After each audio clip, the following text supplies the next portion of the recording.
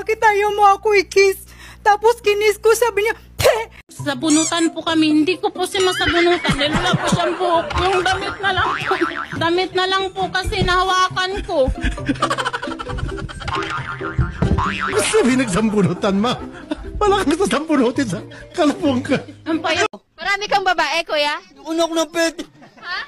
Ma'am naman, tignan mo yung tsura ko. Ilan ang babae mo?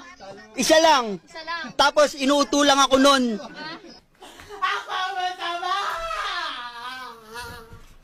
Kaya po, dinala ko po. Yung picture ni Mister. Okay. Ayan, picture.